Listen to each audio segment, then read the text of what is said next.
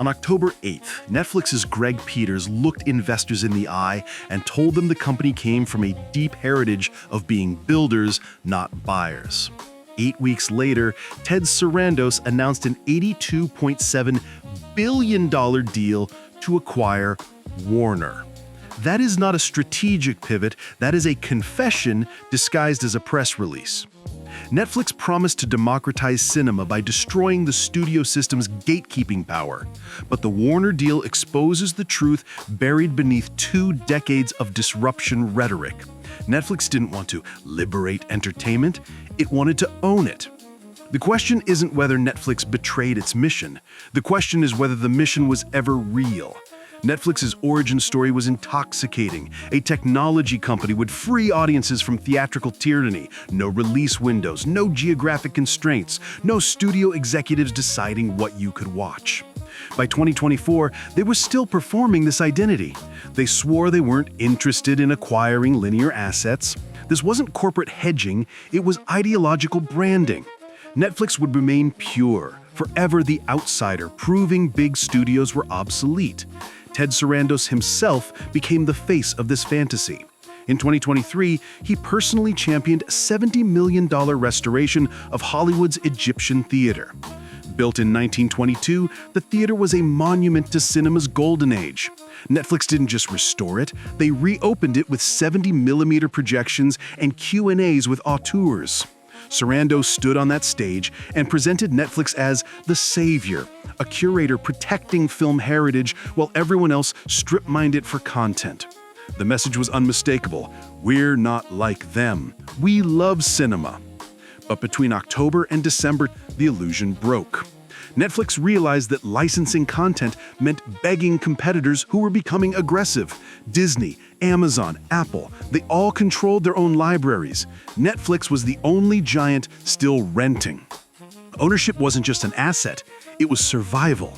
So when Warner became available, Netflix moved. The deal would give them one of the big 5 studios, HBO Max's 128 million subscribers, and a century of IP, Harry Potter, DC, Game of Thrones.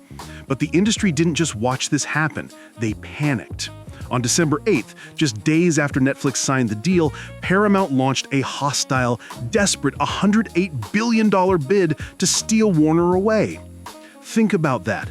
Paramount is willing to pay a massive premium, $25 billion more than Netflix, just to stop this merger. Why? Because they know what comes next. During the investor call, Sarandos tried to reassure everyone that Netflix would honor Warner's theatrical commitments, but he immediately qualified it.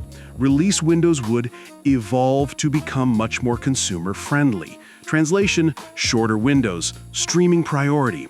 One Hollywood producer cut through the spin. The single biggest reason for Netflix to buy Warner is to choke 20% of theatrical supply and shut down movie theaters. Paramount's counteroffer proves the danger. They are fighting to keep the old system alive. Netflix is buying it to dismantle it. Netflix spent $70 million restoring a 1922 movie palace to perform love for cinema. Then, it negotiated a deal that systematically threatens theatrical distribution across the globe. That's not hypocrisy, that's the mutation revealing itself. Owning both production and distribution means creators can't negotiate. They become cost centers, not partners. Theatrical windows shrink not because Netflix hates theaters, but because the algorithm is indifferent to them. The regulatory battle will be brutal. The Justice Department, the European Commission, and now a bidding war with Paramount.